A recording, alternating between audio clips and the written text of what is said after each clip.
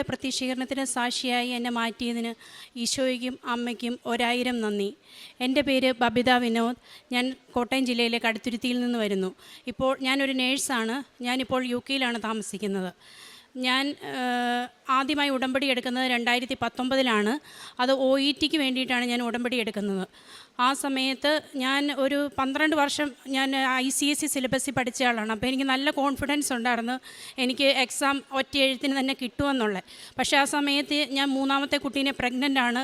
9 month pregnant ആയിരിക്കുമ്പോൾ തന്നെയാണ് ഞാൻ എക്സാം എഴുതാൻ പോയത്. ആ സമയത്ത് എനിക്ക് ലിസണിങ് എനിക്ക് ഭയങ്കര ബുദ്ധിമുട്ടായിരുന്നു. എന്നാലും കിട്ടുമെന്നൊക്കെ പ്രതീക്ഷയുണ്ടായിരുന്നു. പക്ഷേ റിസൾട്ട് വന്നപ്പോൾ എനിക്ക് കിട്ടിയില്ല. ലിസണിങ് മാത്രം പോയി. പിന്നെ ഞാൻ 2ാമത് കുഞ്ഞുണ്ടായി. എക്സാം കഴിഞ്ഞ് പിറ്റേ ദിവസം തന്നെ ഹോസ്പിറ്റലിൽ അഡ്മിറ്റായി സിസേറിയൻ ചെയ്യുകയാണ് ചെയ്തത്. പിന്നെ കുഞ്ഞിനൊരു 1.5 വയസ്സായപ്പോഴാണ് 2ാമത് വീണ്ടും OETക്ക് വേണ്ടി ട്രൈ ചെയ്തത്. അന്നേരം എനിക്ക് ലിസണിങ് പോവും, ബാക്കി എല്ലാ മോഡ്യൂളും കിട്ടും. അപ്പോൾ ഞാൻ ബഹുമാനപ്പെട്ട ജോസഫ് അച്ഛനെ വന്ന് കണ്ട് അച്ഛൻ എൻ്റെ 2 ചെവികളിലും തൈലം പൂശി പ്രാർത്ഥിച്ചു. അതിനുശേഷം നീ പോയി എഴുതിക്കോളാൻ പറഞ്ഞു. ഞാൻ വീണ്ടും OET എക്സാം ഈ 2021 ഞാൻ ഡിസംബറിൽ പോയി എഴുതി. എനിക്ക് 4 മോഡ്യൂളിലും B സ്കോർ കിട്ടി. അപ്പോൾ എനിക്കത് കാരണം പിന്നെ പ്രോസസ്സിങ് എല്ലാം പെട്ടെന്നായി. എനിക്ക് UK പോകാനായിട്ട് പറ്റി. പിന്നെ ഞാൻ നേഴ്സിംഗ് പഠിച്ചത് 2000 2004 ഞാൻ ആദ്യമായിട്ട് CGFNS എന്ന് പറഞ്ഞ ഒരു എക്സാം എഴുതുന്നത്. എനിക്ക് വളരെ ആഗ്രഹമായിരുന്നു അമേരിക്കയ്ക്ക് പോകണം എന്നുള്ളത്. അപ്പം ആ സമയത്ത് ഞാൻ ഒറ്റ എഴുത്തിന് തന്നെ CGFNS പാസ്സായി. ആ സമയം എൻ്റെ കൂടെ പഠിച്ചിരുന്ന ഒരു കുട്ടിക്ക് ഒരു സൗദി മിനിസ്ട്രിയുടെ ഒരു ഇൻ്റർവ്യൂ വന്നപ്പോൾ ആ കുട്ടിക്ക് സ്ഥലം അറിയത്തില്ല, ഒന്ന് ഹെൽപ്പ് ചെയ്യാമോ എന്ന് ചോദിച്ചപ്പോൾ അതിനുവേണ്ടി ഹെൽപ്പ് ചെയ്യാൻ പോയി. ആ സമയം ചുമ്മാ ഒരു ടെസ്റ്റ് എഴുതിയതാണ്. അതിലെനിക്ക് എക്സലൻറ്റ് കാറ്റഗറി സെലക്ഷനായി. അപ്പം ഞാൻ ഓർത്ത് ഒരു വർഷം പോയി സൗദിയിലൊന്ന് പോയിട്ട് തിരിച്ച് വന്നിട്ട് ബാക്കി അമേരിക്കയ്ക്കുള്ള ചെയ്യാമെന്ന് ഓർത്തു. അങ്ങനെ ഞാൻ പോയി. അവിടുത്തെ ജോബ് വളരെ കംഫോർട്ടബിളായിരുന്നു. അത് കാരണം ഞാൻ അവിടെ 11 വർഷം ഞാൻ അവിടെ നിൽക്കേണ്ടി വന്നു. അതിനിടയ്ക്ക് ഞാൻ 2-3 ഏജൻസിയിലൊക്കെ ചോദിച്ചപ്പോൾ അവർ പറഞ്ഞു നിങ്ങളുടെ CGFNS എക്സ്പയറി ആയി, ഇനി നിങ്ങൾക്ക് അതൊന്നും ചെയ്യാൻ പറ്റത്തില്ല, ഇനി നിങ്ങൾ വേണമെങ്കിൽ വീണ്ടും RNും IELTSഉം എല്ലാം എഴുതി വീണ്ടും എഴുതണം എന്ന് പറഞ്ഞു. അപ്പം ഞാൻ ആഗ്രഹം എല്ലാം ഉപേക്ഷിച്ച് ഇനി എനിക്കത് പറ്റത്തില്ല, ഇത് ഉള്ളത് മതിയെന്ന് പറഞ്ഞു. മതിയെന്ന് ഓർത്തുകൊണ്ട് അവിടെ ഇരുന്നു. അത് കഴിഞ്ഞിട്ട് 11 വർഷം കഴിഞ്ഞപ്പോൾ ഹസ്ബൻഡ് പറഞ്ഞു ഇനി വേണ്ട, ജോലിയൊന്നും ചെയ്യണ്ട, നമുക്ക് നിർത്തി നാട്ടിൽ പോകാം. ഹസ്ബൻഡ് ഇവിടെയല്ല, എൻ്റെ കൂടെ അല്ലായിരുന്നു, വേറെ ആഫ്രിക്കയിലായിരുന്നു. അപ്പോൾ പറഞ്ഞു നമുക്ക് ഇനി നാട്ടിൽ സെറ്റിലാകാം, പിള്ളേരെ നോക്കിക്കൊണ്ട് നീ ഇരുന്നാൽ മതി, ഇനി ജോലിക്കൊന്നും പോകണ്ടെന്ന് പറഞ്ഞു. അങ്ങനെ ഒരു 6 വർഷത്തോളം എനിക്ക് ഗ്യാപ്പായി. കൂടാതെ എനിക്ക് 2 കുഞ്ഞുങ്ങൾ വേറെയുണ്ട്, 3 കുഞ്ഞുങ്ങളുണ്ടാകെ. അപ്പം ഞാൻ ജോലിയൊന്നും ചെയ്യാതെ ഇരുന്നു. വീട്ടിലിരുന്നപ്പോൾ പിന്നെ ബുദ്ധിമുട്ടുകളായി. അപ്പോൾ എങ്ങനെയെങ്കിലും പിന്നെയും പോകണമെന്ന് ആഗ്രഹമുണ്ടായി. അങ്ങനെയാണ് ഞാൻ OET പരീക്ഷ എഴുതാൻ തയ്യാറായത്. അങ്ങനെ UK ഞാൻ ചെന്നു. 2022 ഞാൻ UK ചെല്ലുന്നത്. അവിടെ ചെന്ന് കഴിഞ്ഞപ്പോഴും ഞാൻ ഭയങ്കര ബുദ്ധിമുട്ടായിരുന്നു. എനിക്ക് ഹോസ്പിറ്റലിൽ ചെന്നു. ഒരു വശത്തോടെ ഗ്യാപ്പുണ്ട്, എല്ലാം ഫുള്ളി കമ്പ്യൂട്ടറൈസ്ഡ്, അങ്ങനെ എല്ലാം തിയറി ബേസിൽ എനിക്ക് നോളജ് ഉണ്ടെങ്കിലും പ്രാക്ടിക്കൽ എൻ്റെ സ്കിൽസ് എല്ലാം എനിക്ക് ഭയങ്കരമായിട്ട് നഷ്ടപ്പെട്ടു ഞാൻ ഈ ഗ്യാപ്പ് വന്നതോടെ. അപ്പോൾ എനിക്ക് ഹോസ്പിറ്റലിൽ ചെന്നു. അവിടെ എനിക്ക് ഭയങ്കര ബുദ്ധിമുട്ടായി. നല്ലൊരു വാർഡ് കാർഡിയോളജി വാർഡിലാണ് കിട്ടിയത്. പക്ഷേ അവിടെ ബുദ്ധിമുട്ടായി. അപ്പോൾ ഞാൻ അവരോട് ചോദിച്ചു എന്നെ വേറെ ഏതെങ്കിലും വാർഡിലോട്ട് മാറ്റാമോ? സഹപ്രവർത്തകരിൽ നിന്നൊക്കെ ഒത്തിരി ബുദ്ധിമുട്ടുണ്ട്. ഒരു ചെറിയ കാര്യം വന്നാൽ പോലും എൻ്റെ മനസ്സിന് ഭയങ്കര വിഷമമാണ്. അപ്പം മാറ്റാമോ എന്ന് ചോദിച്ചു. അവരെന്ത് ചെയ്താലും എന്നെ മാറ്റത്തില്ല. അവസാനം ഞാൻ ലൈറ്റ് ക്യാൻഡിൽ പ്രയർ റിക്വസ്റ്റ് ഇട്ട് പ്രാർത്ഥിച്ചു. മുട്ടിപ്പായിട്ട് മാതാവിനോട് ഞാൻ കരഞ്ഞ് പ്രാർത്ഥിക്കുമെന്നും. അവസാനം ഞാൻ മാതാവിനോട് ചോദിച്ചു, മാതാവ് എന്തിനാ എന്നെ ഇങ്ങോട്ട് കൊണ്ടുവന്നത്? ഇത്രയും വേദന അനുഭവിക്കാൻ വേണ്ടി എന്നെ എന്തിനാ ഇങ്ങോട്ട് കൊണ്ടുവന്നത്? ഞാൻ തിരിച്ചു പോരുക. അപ്പോൾ എല്ലാവരും പറഞ്ഞു UK വന്നിട്ട് ആരും തിരിച്ചു പോരുന്ന കേട്ടിട്ടില്ല, എങ്ങനെയെങ്കിലും പിടിച്ച് നിൽക്കുക. ആദ്യം വരുന്ന കാലത്തൊക്കെ എല്ലാവർക്കും ഇതുപോലെ വിഷമാണ്, നീ പിടിച്ച് നിൽക്കുക, എങ്ങനെയെങ്കിലും പിടിച്ച് നിൽക്കുക. അവിടെ ചെന്ന് ഇത്രയും ഇംഗ്ലീഷ് നന്നായിട്ട് പറയാൻ പോയ എനിക്ക്, നന്നായിട്ട് പഠിച്ചിട്ടെല്ലാം പോയി എനിക്ക് അവിടെ ചെന്നപ്പോൾ എനിക്ക് സംസാരിക്കാൻ പോലും പറ്റാത്ത ഒരവസ്ഥയായിപ്പോയി.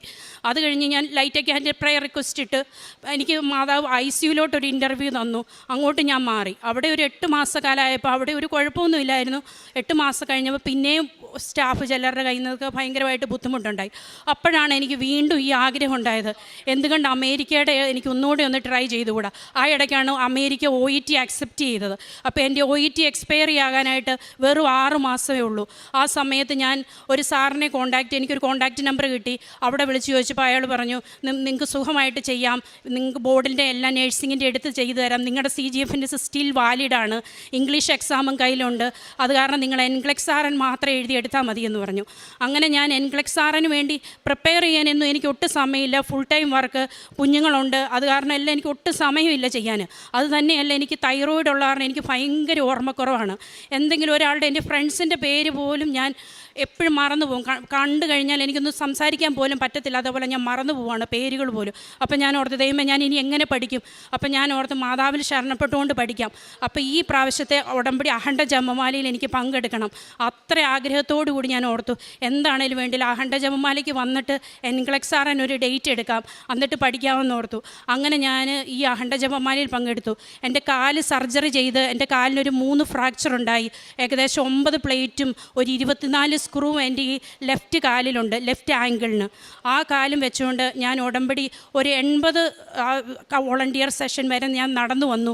അത് കഴിഞ്ഞപ്പോൾ എനിക്ക് ഭയങ്കര തളർച്ചയായി, ഞാൻ വീണ് പോകുമെന്നുള്ളൊരു സിറ്റുവേഷനായി. അപ്പോൾ ഞാൻ അവിടെ കിടന്ന് ഒരു വടിയെടുത്ത്, എൻ്റെ ഒരു ആൻറ്റി ഉണ്ടായിരുന്നു, മമ്മി ഉണ്ടായിരുന്നു കൂടെ, ഞാനൊരു വടിയെടുത്ത് കുത്തിക്കൊണ്ടാണ് ഞാൻ ഇവിടെ ആ അർത്തങ്കൽ ബസിലിക്കയിലോട്ട് തിരിയുന്നവിടം വരെ വന്നത്. അത് കഴിഞ്ഞ് ഞാൻ അവിടെ നിന്ന് നടന്ന് പള്ളിയിലെത്തി. എൻ്റെ പരീക്ഷ 30-ാം തീയതി ആയിരുന്നു NCLEX RN എക്സാം. ഞാൻ ബാംഗ്ലൂർ വെച്ചായിരുന്നു. ഞാൻ പരീക്ഷയ്ക്ക് പോയി. ഞാൻ ഒന്നും പഠിച്ചിട്ടില്ല, എനിക്ക് ഒട്ടും സമയം കിട്ടിയിട്ടില്ല, എനിക്ക് ക്വസ്റ്റ്യൻ ഒന്നും ചെയ്ത് എനിക്ക് ഒട്ടും കോൺസെൻട്രേഷൻ കിട്ടത്തില്ല. പഠിക്കുമ്പോൾ എല്ലാം ഞാൻ മറന്നു പോവുക. അപ്പം ഞാൻ ചെറിയൊരു ആപ്പ് എടുത്ത് തന്നെ ഞാൻ പഠിക്കാൻ നോക്കി. അപ്പോൾ പഠിച്ച കാര്യങ്ങളെല്ലാം മറന്നുപോയി. 20 വർഷത്തെ ഗ്യാപ്പ് എന്ന് പറയുമ്പോൾ പഠിച്ച കാര്യങ്ങളെല്ലാം മറന്നുപോയി. ഇതുവരെ ഒരിടത്തും തോക്കാതെ പഠിച്ചിട്ടുള്ളതാണ്. പക്ഷെ എന്നാലും ഈ പ്രായത്തിൻ്റെ ഇതും കൊണ്ടും ഇത്രയും വൈകിയത് കാരണം എല്ലാം ഞാൻ മറന്നു പോകുമായിരുന്നു. അത് കഴിഞ്ഞ് അവസാനം എക്സാമിന് വേണ്ടിയിട്ട് ഞാൻ പോയി. അവിടെ ചെന്നപ്പോഴും ഞാൻ ഒരു ദിവസം 4 ജപമാല ചെല്ലും, അത് കൂടുതൽ ചെയ്യാൻ പറ്റുമെങ്കിൽ ചെയ്യും. അവിടെ അടുത്ത് സെൻറ്റ് മേരീസ് ബസിലിക്ക പള്ളിയിൽ പോയി തലേദിവസം ഇരുന്ന് ഞാൻ കൊന്ത ചൊല്ലി തന്നെ പ്രാർത്ഥിക്കുമായിരുന്നു. അതുപോലെയുള്ള കൂടെയുള്ള പിള്ളേരെല്ലാം പഠിക്കുമ്പോഴൊക്കെ ചെയ്യുമ്പോൾ എനിക്കൊന്നും ഡിസ്കസ് ചെയ്യാനില്ല, എനിക്കൊന്നും പഠിക്കാനില്ല. ഞാൻ ഓർത്ത് ദൈവം എനിക്ക് തരുവാണ് തരട്ടെ, അല്ലെങ്കിൽ സാരയില്ല ഒന്നുകൂടെ എഴുതാം. അപ്പോൾ എൻ്റെ ഹസ്ബൻഡ് എന്നോട് പറഞ്ഞായിരുന്നു പോരുന്ന സമയത്ത്, നിനക്ക് ഇത്രയും ദൂരം നടക്കാൻ പറ്റത്തില്ല, ഇച്ചിരി ദൂരം പോലും നടന്നാൽ എൻ്റെ കാല് കഴിക്കും, ഭയങ്കര തളർച്ചയാവും, നീ പോകണ്ട, നീ പോയാൽ നിനക്ക് കംപ്ലീറ്റ് ചെയ്യാൻ സാധിക്കത്തില്ല. ഞാൻ പറഞ്ഞു ഇനി എനിക്ക് പരീക്ഷയല്ല ലക്ഷ്യം, ഞാൻ ഇതിന് പോകും, എന്ത് ചെയ്താലും ഞാൻ പോയിട്ടേ ഉള്ളൂ എന്ന് വിചാരിച്ചു. പക്ഷേ എനിക്ക് കംപ്ലീറ്റ് ചെയ്യാൻ പറ്റി. ഞാൻ എക്സാമിന് വന്നു, എക്സാം എഴുതാൻ കയറി. 5 മണിക്കൂറാണ് NCLEX RN എക്സാം. എനിക്ക് രാവിലെ 8 മണിക്ക് ഞാൻ കയറി. അപ്പോൾ ഈശോയുടെ തേയിലും എനിക്ക് ഷുഗർ എപ്പോഴും ഡ്രോപ്പ് ആകുന്നതാണ്. അപ്പോൾ ഞാൻ ഈശോ അമ്മ മാതാവിൻ്റെ തേനും തൈലും എല്ലാം തൂത്ത് രാവിലെ 2 പച്ചത്തിരിയും നീലത്തിരിയും കത്തിച്ച് വെച്ച് കൈ വിരിച്ച് ഉടമ്പടി പ്രാർത്ഥന ചൊല്ലിയിട്ടാണ് ഞാൻ പോയത്. രാവിലെ കുർബാനയ്ക്കും പോയിരുന്നു. അവിടെ ചെന്ന് 5 മണിക്കൂറിനിടയ്ക്ക് 2 മണിക്കൂറായപ്പോൾ എനിക്ക് ബ്രേക്ക് കിട്ടി. അപ്പം ഞാൻ ഓർത്ത് ആരും പോകത്തില്ല, പക്ഷേ സമയം കിട്ടിയില്ലെന്നോർത്ത് ഞാൻ ഓർത്ത് സാരമില്ല, എനിക്ക് ബ്രേക്കിനൊന്ന് പോയി അമ്മ മാതാവിൻ്റെ ആ തേനിച്ചിരി കുടിച്ച് ഒന്ന് ഫ്രഷ് ആയിട്ട് വരാമെന്നോർത്ത് ഞാൻ പോയി. 80 ക്വസ്റ്റ്യൻ ആയപ്പോഴാണ് ഞാൻ പോയത്. അപ്പോൾ അവിടെ ചെന്ന് ഞാൻ പോയിട്ട് തിരിച്ചു വന്ന് 85 ക്വസ്റ്റ്യനൂടെ ചെയ്ത് എൻ്റെ കമ്പ്യൂട്ടർ ഷട്ട് ഡൗൺ ആയി. അപ്പോൾ എനിക്ക് ഭയങ്കര ഭയമായി, കാരണം എനിക്ക് നല്ല പാടുള്ള ക്വസ്റ്റ്യൻസാണ് വന്നത്. എന്നിട്ട് ഞാൻ പ്രാർത്ഥിച്ചു സാരമില്ല. പക്ഷേ എന്തൊന്നില്ലാത്ത എനിക്കൊരു ധൈര്യമായിരുന്നു, കാരണം എനിക്ക് ഏത് എക്സാമിനും ഭയങ്കര ടെൻഷനോട് കൂടിയാണ് ഞാൻ പോകുന്നത്. പക്ഷേ ഈ പ്രാവശ്യം ഞാൻ ഇതുപോലെ ജപമാല ചൊല്ലി അമ്മ മാതാവിനോട് ഇത്രയും പ്രാർത്ഥിച്ചു പോയ കാരണം എനിക്ക് ഭയങ്കര ധൈര്യമായിരുന്നു. അപ്പോൾ ആക്ച്വലി 48 മണിക്കൂറിന് ശേഷം ഇതിൻ്റെ റിസൾട്ട് വരേണ്ടതാണ്, പക്ഷേ വന്നില്ല. അപ്പം മമ്മി എന്നോട് പറഞ്ഞു സാരമില്ല, 2-ാം തീയതി എന്താണേലും നീ റെഡി ആയിക്കോ സാക്ഷ്യം പറയാൻ പോകാൻ വേണ്ടിയിട്ടെന്ന്. അങ്ങനെ 2-ാം തീയതി ഇന്ന് രാവിലെ ആയി, എൻ്റെ റിസൾട്ട് വന്നില്ല. അപ്പം ഞാൻ ഓർത്ത് ഇനി നമുക്കൊരു പേ ചെയ്തെടുക്കാൻ ഒരു ക്വിക്ക് റിസൾട്ട് എന്നുള്ളൊരു ഓപ്ഷനുണ്ട്, അങ്ങനെ ചെയ്യാം. അപ്പം മമ്മി പറഞ്ഞു ഇവിടെ വന്നിട്ട് നീ തുറന്ന് നോക്കിയാൽ മതി. എന്നാലും എനിക്കൊരു ടെൻഷനല്ല, എന്നാലും ഒരു പേടിയാണ്, എന്തെങ്കിലും നമ്മൾ സാക്ഷ്യം പറയാൻ വന്നു എന്നിട്ട് എങ്ങനെയാവും തുറന്ന് നോക്കാൻ. അന്നേരം മമ്മി പറഞ്ഞു നീ ധൈര്യമായിട്ടിരിക്കും, നിന്നോട് ഉറപ്പ് പറഞ്ഞത് അമ്മ മാതാവല്ലേ, നീ ധൈര്യമായിട്ടിരിക്കാൻ പറഞ്ഞു. ഞാൻ ഇവിടെ വന്ന ആ 2-ാമത്തെ തൂണിൻ്റെ ചുവട്ടിലിരുന്ന് ഞാൻ എൻ്റെ റിസൾട്ട് തുറന്നു നോക്കി, ഞാൻ പാസ്സായെന്ന് കണ്ടു.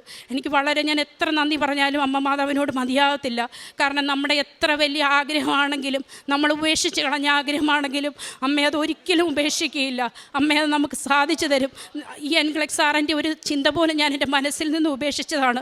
ഇനി ഒരിക്കലും എനിക്കത് ചെയ്യാൻ പറ്റുമെന്നുള്ള ആഗ്രഹമില്ലായിരുന്നു. ഞാൻ എല്ലാം നഷ്ടപ്പെട്ടു, ഇനി എനിക്ക് പറ്റത്തില്ല, ഇനി UK യിലാണെങ്കിലും സാരമില്ല, എവിടെയെങ്കിലും പോയാൽ മതി എന്നുള്ളൊരാഗ്രഹത്തിൽ അവിടെ നിന്നതാണ്. പക്ഷേ അമ്മ എനിക്ക് ഇതെല്ലാം നല്ല രീതിയിൽ എനിക്ക് സാധിച്ചു തന്നു. എൻ്റെ അച്ഛനെപ്പോഴും പറയും പോലെ not by merit but by grace, അതൊന്നും കണ്ട് അമ്മയുടെ കൃപ കൊണ്ട് മാത്രമാണ് ഞാൻ ജയിച്ചതെന്ന് ഞാൻ പൂർണ്ണമായിട്ട് വിശ്വസിക്കുന്നു. ഇനി എന്നും അമ്മയുടെ പ്രത്യക്ഷീകരണത്തിൻ്റെ സാക്ഷിയായി ജീവിക്കാനാണ് ഞാൻ ആഗ്രഹിക്കുന്നത്. ഇനി എൻ്റെ മമ്മിക്ക് ഒരു സാക്ഷ്യം പറയാനുണ്ട്. ദൈവത്തിന് മഹത്വം ഉണ്ടായിരിക്കട്ടെ. എൻ്റെ പേര് ലീലാമ്മ ബേബി. ഞാൻ കടുത്തുരുത്തി സെൻറ്റ് മേരീസ് പൊറാന താഴ്ത്തുപള്ളിയിൽ നിന്ന് വരുന്നു.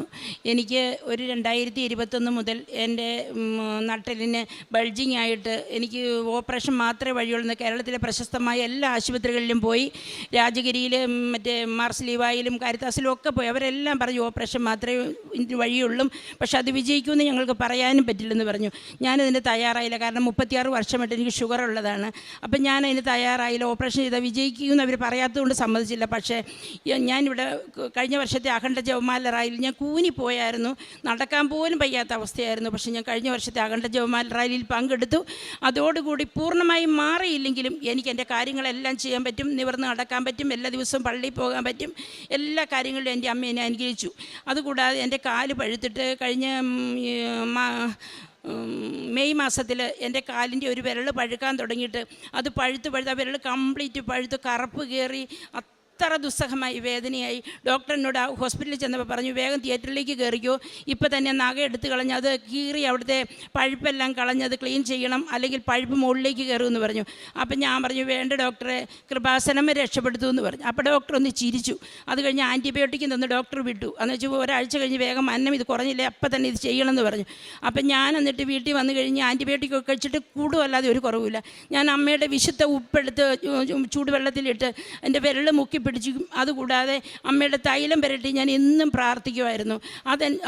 അതുകൊണ്ട് 4 മാസം കൊണ്ട് എൻ്റെ കാല് പൂർണ്ണമായി സൗഖ്യപ്പെട്ടു. ഇപ്പോൾ യാതൊരു കുഴപ്പവും എനിക്കില്ല.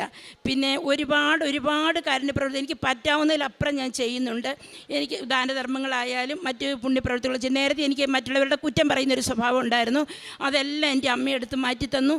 ഇപ്പോൾ ആരെങ്കിലും എന്നോട് ആരുടെയെങ്കിലും കുറ്റം പറഞ്ഞാൽ ഞാൻ അവരോട് പറയും, അവരുടെ നെഗറ്റീവ് കാണാതെ അവരുടെ പോസിറ്റീവ് കാണാൻ.